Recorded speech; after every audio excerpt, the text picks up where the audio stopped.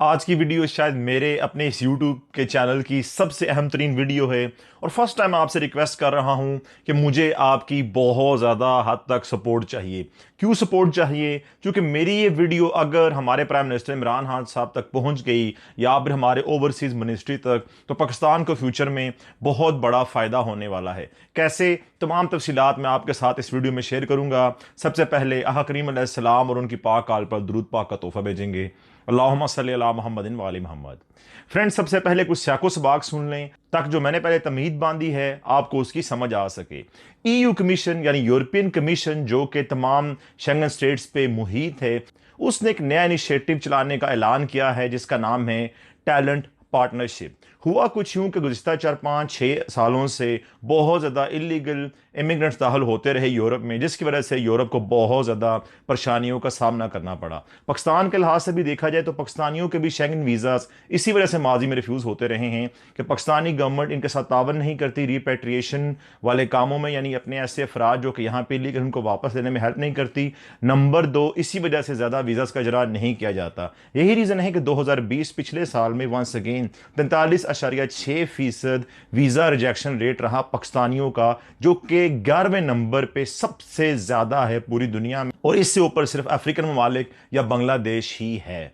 यानी बहुत खराब रेट रहा है। क्यों रहा है? कि यूरोप को पता है यहां से इलीगल इमिग्रेंट्स बिना वीज़ा के बहुत बड़ी तादाद में यूरोप में एंटर होते हैं। तो यूरोपियन कमीशन ने यह फैसला किया कि क्यों ना वो एक टैलेंट पार्टनरशिप के नाम से ऐसा प्रोग्राम स्टार्ट करे जिसमें वो मुख्तलिफ कंट्रीज के साथ पार्टनरशिप करे ताकि उन लोगों के ममालिक से स्टूडेंट, ग्रेजुएट्स और स्किल्ड वर्कर्स को अपने यहाँ जॉब्स दे सके। जी हाँ, बहुत इंपॉर्टेंट ये नया इनिशिएटिव है यूरोपियन कमीशन की जानिब से, जिसके मुताबिक जो थर्ड वर्ल्ड कंट्रीज हैं, जो नॉन ईयू कंट्रीज हैं, वहाँ के लोगों को मौका दिया जाएगा कि वो बआसानी स्टडीज़ कर सकें यूरोपियन कंट्रीज़ में। इसके अलावा वो लोग यूरोपियन कंट्रीज़ में आके काम कर सकें, और अगर वो ग्रेजुएट्स हैं तो यहाँ पे आके वो लोग हाईली स्किल्ड इमिग्रेशन ले सकें और सेटल हो सकें। ये इसलिए भी किया जा रहा है कि इसके थ्रू यूरोपियन कंट्रीज को मौका मिलेगा कि वो सेपरेटली हर एक थर्ड कंट्री से जहां पे बहुत ज़्यादा लोग ऐसे हैं जो कि इन ममालिक में इलीगली आते हैं, उन लोगों को लीगल तरीके से यहां पे लाया जाए, वीज़ा दे के, स्किल्ड वर्क वीज़ा दे के, या पे स्टूडेंट के तौर पर या फिर ग्रेजुएट्स के तौर पर जो पढ़े लिखे लोग हैं। यूरोप इस सिलसिले में माजी में पार्टनरशिप्स कर चुका है, यानी अपनी लेबर मार्केट में स्किल्ड अफराद को लाने के लिए। जो कि यूरोप में जो एज है, आपको पता है, जो बूढ़े हैं उनकी तादाद बढ़ती जा रही है और जो नए लोग हैं कम पैदा हो रहे हैं। मॉडर्न तर्ज ज़िंदगी अपनाते हुए यूरोप ये भूल गया था कि एक वक्त आएगा इसकी यंग जनरेशन की तादाद कम हो जाएगी, और वही हो रहा है। पूरे यूरोप को शॉर्टेज ऑक्यूपेशंस में बहुत बड़ी हद तक सामना है स्किल्ड वर्कर्स का, और यही वजह है मुख्तलिफ मालिक अकेले भी मुख्तलिफ थर्ड कंट्रीज से बहुत बड़ी हद तक लोगों को रूट करते रहते हैं वर्क वीज़ा प्रोसेस के थ्रू, जैसा कि जर्मनी, फ्रांस, डेनमार्क, स्वीडन और बाकी यूरोपियन मालिक। इसी तरह से अब यूरोपियन कमीशन ने फैसला किया है कि क्यों ना एक ऐसा मुकम्मल सिस्टम बना दिया जाए जिसके बिहाफ पे जैसे ईयू ब्लू कार्ड माजी में बनाया गया था, यानी जिसके मुताबिक जिन जिन शोबों में लेबर मार्केट जितनी भी यूरोप की हैं उनमें वहां पे कमी है, उनके लिए एक मुकम्मल ओवरऑल लाहे अमल बना दिया जाए, जिसके मुताबिक तमाम यूरोपियन कंट्रीज को 28 कंट्रीज को बाउंड किया जाए कि वो इस पैरामीटर पे स्किल्ड वर्कर्स को यूरोप में आने की इजाजत दें। इससे होगा क्या कि उस कंट्री के जिस चीज के साथ टैलेंट पार्टनरशिप के माहदे हो जाएंगे यूरोप के, यानी यूरोपियन कमीशन के, अलग अलग से किसी कंट्री से किसी मुल्क ने माहदा नहीं करना। फॉर एग्जांपल, अगर पाकिस्तानी गवर्नमेंट माहदा करना चाहती है तो यूरोपियन कमीशन के साथ माहदा करेगी। अगर वो माहदा कामयाब हो जाता है टैलेंट पार्टनरशिप का, तो उसके बाद जब भी कोई पाकिस्तानी यहां पे वर्क वीजा अप्लाई करना चाहता है, स्टूडेंट वीजा अप्लाई करना चाहता है, तो उसकी रेशो बहुत बड़ी हद तक 100% या मोर देन 80% कर दी जाएगी। यहीं पे मैं आपके सामने एक बहुत अहम बयान पढ़ के सुनाऊंगा जो कि vice president for promoting over European way of life का है। उसमें वो कहते हैं कि well manage legal migration can bring great benefits to our society and the economy, especially as we emerge from the COVID-19 pandemic.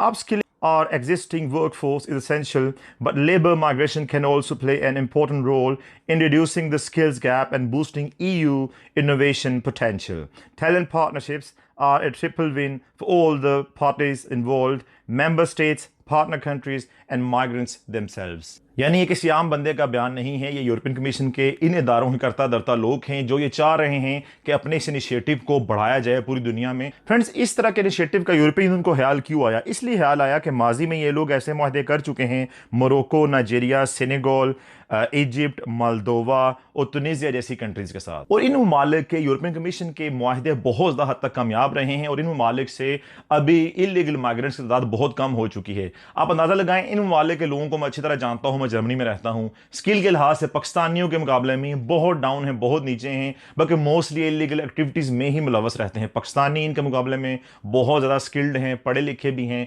और अच्छे भी हैं और मेहनत करना भी जानते हैं। तो जब इन ममालिक जैसे अफराद जो हैं यहाँ पे लीगल इमिग्रेशन के थ्रू आ सकते हैं, तो वो लोग क्यों नहीं आ सकते पाकिस्तानी, यानी कि जो पढ़े लिखे हैं, स्किल्ड वर्कर्स हैं पाकिस्तान में, जो इनसे ज़्यादा डिजर्व करते हैं। अब यहाँ पे होने क्या वाला है, यूरोपियन कमीशन डायरेक्टली पाकिस्तान से खुद रब्ता नहीं करने वाला, ना ही वो पाकिस्तानी गवर्नमेंट को मौका देगा या फिर बंगाली गवर्नमेंट को या फिर इंडियन गवर्नमेंट को कि वो वहाँ से रिक्रूटमेंट करे डायरेक्टली स्किल्ड वर्कर्स की, ग्रेजुएट्स की या फिर ऐसे ही और इंटरनेशनल स्टूडेंट्स की। ये खुद करना होगा। जैसे हमारी कंट्री, जैसे हमारे सियासतदान कर्जा लेने के लिए एशियन डेवलपमेंट बैंक, IMF के पास खुद चल के जाते हैं, उनकी बड़ी बड़ी मुश्किल शराइत मान के कर्जा लेते हैं और फिर बजट बनाते हैं और मुल्क चलाते हैं, इसी तरह इनको चाहिए कि यही सेम एफर्ट अपनी ओवरसीज मिनिस्ट्रीज और अपने सफीरों के थ्रू जो है वो यूरोपियन कमीशन के साथ मुख्तलिफ मादों की शक्ल में करें, यानी मजबूर करें EU कमीशन को, उनके पास रिक्वेस्ट दायर करें कि पाकिस्तान से भी लीगल इमिग्रेशन स्टार्ट की जाए और यहाँ से भी स्किल्ड वर्कर्स, इसके अलावा स्टूडेंट्स और ग्रेजुएट्स को यूरोप में इस नए टैलेंट पार्टनरशिप प्रोग्राम के तहत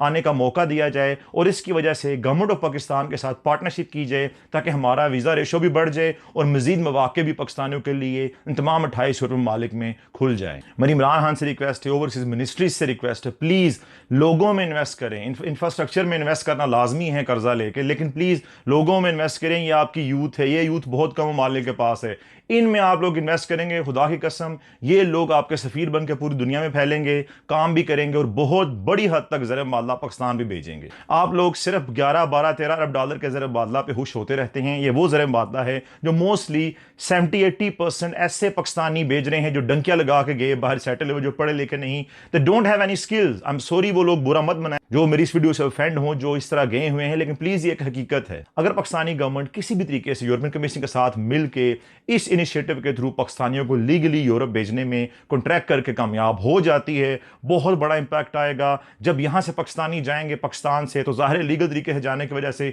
जाते ही उनके पास वीज़ा होगा, तनख्वाह अच्छी होगी, उनके राइट्स कोई सलब नहीं कर पाएगा और ज़्यादा तादाद में, मेरी नज़र में कम अज़ कम यही ज़र मुबादला जो भी 11, 12, 13 अरब डॉलर है, में डबल हो जाएगा। हुकूमत को चाहिए, प्लीज़ प्लीज़ प्लीज़, वज़ीर-ए-आज़म पाकिस्तान को चाहिए, ओवरसीज़ मिनिस्ट्रीज़ को चाहिए, प्लीज़ थोड़ी सी मेहनत करें।